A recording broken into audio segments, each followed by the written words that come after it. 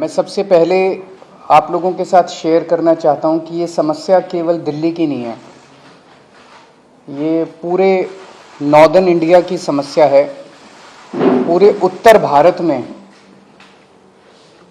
Delhi, Charkhi Dadri, Rohtak, Bhiwani, Gurgaon, Bahadurgarh, Jind, Manesar, Noida, greater Noida, Ghaziabad और राजस्थान में भिवाड़ी, इन सभी शहरों में हवा सीवियर कैटेगरी में है। जितनी खराब दिल्ली में उतनी खराब इन सभी शहरों में है।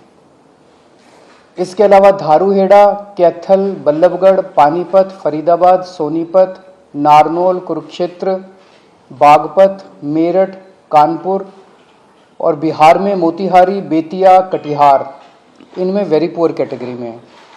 तो ये समस्या पूरे उत्तर भारत की समस्या है प्रदूषण की, और जाहिर तौर पे इसमें केवल आम आदमी पार्टी इसकी जिम्मेदार नहीं है, केवल केजरीवाल इसका जिम्मेदार नहीं है, केवल दिल्ली और पंजाब की सरकारें इसकी जिम्मेदार नहीं है। इसके कई सारे कारण हैं, कई लोकल कारण हैं, कई रीजनल कारण हैं। एक राज्य की हवा एक राज्य में नहीं रहती, इधर से हवा उधर जाती है, उधर से हवा इधर आती है। तो जैसा हम कई बार कह चुके हैं कि इसमें केंद्र सरकार को आगे आके इसके ऊपर स्पेसिफिक कदम उठाने पड़ेंगे ताकि पूरे उत्तर भारत को प्रदूषण से बचाया जा सके। ये पूरे उत्तर भारत की समस्या है, पहली चीज़। दूसरी चीज़, पंजाब में और दिल्ली में हमारी सरकार है। ये वक्त फिंगर पॉइंटिंग का नहीं है, ब्लेम गेम का नहीं है, एक दूसरे को गाली देने का नहीं है, इतने सेंसिटिव मुद्दे पे राजनीति करने का नहीं है। उससे समाधान नहीं निकलता। हम करते रहे राजनीति, वो कहते रहे केजरीवाल जिम्मेदार है, हम कहते रहे वो जिम्मेदार है, इससे कोई समाधान तो नहीं निकलता। जनता को इससे फायदा तो नहीं होता। जनता को तो समाधान चाहिए। तो उसके लिए किसान जिम्मेदार नहीं है। पंजाब में हमारी सरकार है। अगर पंजाब में पराली जल रही है उसके लिए हमारी सरकार, हम जिम्मेदार हैं। हम इसकी जिम्मेदारी लेते हैं कि पंजाब में अगर पराली जल रही है। अभी हमारी सरकार को बने हुए 6 महीने हुए हैं। 6 महीने बहुत छोटा पीरियड होता है। बहुत सारी समस्याएं थी पंजाब की, बहुत सारे माफिया काम कर रहे थे पंजाब में, उन कई सारे माफियाओं को कंट्रोल किया है। इसके ऊपर भी मान साहब की सरकार ने कई कदम उठाए हैं, वो अभी आपके साथ शेयर करेंगे। पराली के ऊपर पहला साल था, कुछ महीने का चंद टाइम मिला, कुछ कदमों में कुछ सफलता मिली, काफी सफलता नहीं मिली। और मुझे उम्मीद है कि अगली साल तक, जब अब लगे हुए हैं इस पे, अगली साल तक पराली के जलने का इंसिडेंस काफी कम होगा। कई सारे कदम उठाए जाएंगे, स्पेसिफिक कठोर कदम उठाए जाएंगे, किसानों के साथ मिलकर कदम उठाए जाएंगे। लेकिन हम इसमें ब्लेम गेम नहीं करना चाहते। पंजाब के अंदर अगर पराली जल रही है उसके लिए हम जिम्मेदार हैं, हमारी सरकार जिम्मेदार है। इसमें मान साहब की सरकार ने कई सारे कदम उठाए हैं, वो आपके साथ शेयर करना चाहेंगे। जैसा कि अरविंद केजरीवाल जी ने बोला, ये नॉर्थ इंडिया की प्रॉब्लम है। किसान खुद भी पराली नहीं जलानी चाहता, लेकिन क्योंकि अगली फसल और धान और गेहूं की फसल में सिर्फ और सिर्फ 10-12 दिन का गैप है, तो वो 10-12 दिन में अपने खेत से पराली को कहीं इधर उधर भी नहीं कर सकता, तो उसके पास माचिस की तीली है बस। हमने 1,20,000 के आसपास जो मशीनें दी, जो पराली को बीच में ही, ज़मीन के बीच में ही खपत कर देती हैं। पीएयू ने एक ऐप बनाई, जैसे आप उबर ओला की कैब ऐप देखते हो कि आप उस पर अगर टच करते हो तो आपको आपके रीजन में 2-3 किलोमीटर की रेंज में जितने भी मशीनें अवेलेबल हैं, ट्रैक्टर अवेलेबल हैं, आप वहाँ जाके कॉन्टैक्ट नंबर सहित उसमें आ जाता है। हमने गुरुद्वारा साहब जो गांव में हैं वहाँ पे बार बार हमने वहाँ गुरुद्वारा साहब में अनाउंसमेंट्स करवाई कि पवन गुरु पानी पिता माता तरत महत। गुरु नानक साहब ने पवन को गुरु का दर्जा, पानी को पिता का दर्जा और धरती को माता का दर्जा दिया। ये तीनों दर्जे हमने कायम रखने हैं। इसके अलावा भी हमने बहुत सी पंचायतों को इनकरेज किया। मेरे पास आंकड़े हैं कि 124 गांव, 120 गांव, 93 गांव उन्होंने इकट्ठे होके अपनी अपनी पंचायत बुला के ये मता पास किया ग्राम पंचायत, ग्राम सभा में, कि हम लोग पराली नहीं जलाएंगे। तो पराली नहीं जलाना चाहता किसान, हाँ अगर जल रही है, धुआं उठ रहा है, तो हम उसकी जिम्मेदारी लेते हैं। हम कोई जिम्मेदारी से नहीं भाग रहे, जिम्मेदारी हम ले रहे हैं, लेकिन इसको मिल बैठ के हल करना पड़ेगा। जैसा कि अरविंद जी ने बोला कि हमारे पास इतना कम समय था, इतने कम समय में दोनों फसलें आ गई। 16 मार्च को सेरेमनी थी, बस 15 दिन बाद गेहूं आ गया, बिल्कुल गेहूं के बाद धान आ गया। धान की प्रोक्योरमेंट में कोई कमी नहीं है, लिफ्टिंग में कोई कमी नहीं है, किसान को पैसे मिलने में कोई कमी नहीं है, बल्कि घंटों में ट्रांसफर हो रहे हैं पैसे। लेकिन अगर हम ये शान से कहते हैं कि इस साल पंजाब में, हरियाणा में या देश में इतने लाख मीट्रिक टन धान पैदा होगा, रिकॉर्ड टूट जाएंगे, तो हम उस बात को तो शान से कहते हैं। लेकिन हम उस समय ये भी हमें याद रखना चाहिए सरकारों को कि अगर धान के रिकॉर्ड टूट रहे हैं तो पराली के रिकॉर्ड भी टूटेंगे, उतनी पराली भी तो आएगी। तो हमने अभी क्योंकि समय कम था, फिर भी हमने बायो एनर्जी का इंडिया का पहला प्लांट, बर्बियो कंपनी है जर्मनी की, उलहरा काका के पास माननीय केंद्रीय मंत्री हरदीप पुरी जी वहाँ पे आए थे, उद्घाटन किया। वो एक प्लांट जो है 47,000 एकड़ की पराली उठा लेगा, पैसे भी देगा, उठा भी लेगा। एक प्लांट सिर्फ 47,000 एकड़, सिर्फ, क्योंकि पंजाब में 75 लाख एकड़ में धान की बुआई होती है। तो एक से तो काम नहीं चलेगा, ऐसी हमें पीसीओ कंपनियां चाहिए, पराली से बिजली बनाने वाली कंपनियां, पराली से सीएनजी बनाने वाली कंपनियां, बहुत कुछ लेटेस्ट आ गया। हम आपसे ये वादा करते हैं अगले साल नवंबर में इसी हॉल में शायद हम किसी और एंगल से बैठेंगे कि हम उस समय तक इसका हल कर चुके होंगे। चाहे तो हमें, पंजाब में इतनी फर्टाइल धरती है, कुछ भी बीज सकते हैं, बस एमएसपी मिल जाए। चाहे तो हम जो क्रॉप डाइवर्सिफिकेशन है उसकी तरफ जाएंगे, फसलों की अदला बदली में। धान से किसान भी कह रहा है मैं धान नहीं उगाना चाहता, मेरा पानी नीचे जा रहा है धरती वाला।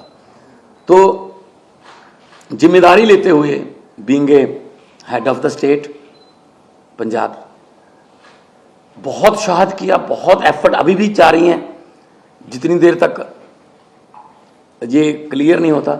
लेकिन उसके लिए कोई एक जिम्मेदार आदमी नहीं है, उसमें ये नॉर्थ इंडिया की प्रॉब्लम है। और अगले साल तक हमने अभी से लग गए हैं कि अगले साल बहुत सा एरिया, बहुत, अभी मैंने 75 लाख एकड़ बोला है, 35 लाख एकड़ में पराली नहीं जलती, सिर्फ 40 लाख एकड़ में जलती है। 40 लाख एकड़ को भी हम कोशिश करेंगे कि कहीं और किसी और फसल का बदलाव हो जाए, किसान को उतने ही पैसे जितना धान बीज कर 1 एकड़ से उसकी कमाई होती है किसी और फसल से हो जाए, चाहे तो वो सरसों हो, चाहे बाजरा हो, सूरजमुखी हो, पॉपुलर हो, सब्जियां हो, लेकिन मार्केटिंग चाहिए।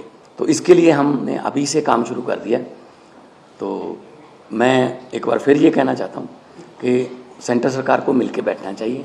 ये नॉर्थ इंडिया का मुद्दा है, पूरे नॉर्थ इंडिया का मुद्दा है। जैसे कि सीएम साहब ने अभी शहरों के नाम गिनाए हैं, कुछ शहरों के नाम ऐसे हैं जो नहीं भी आए होंगे AQI में, तो एयर क्वालिटी इंडेक्स में।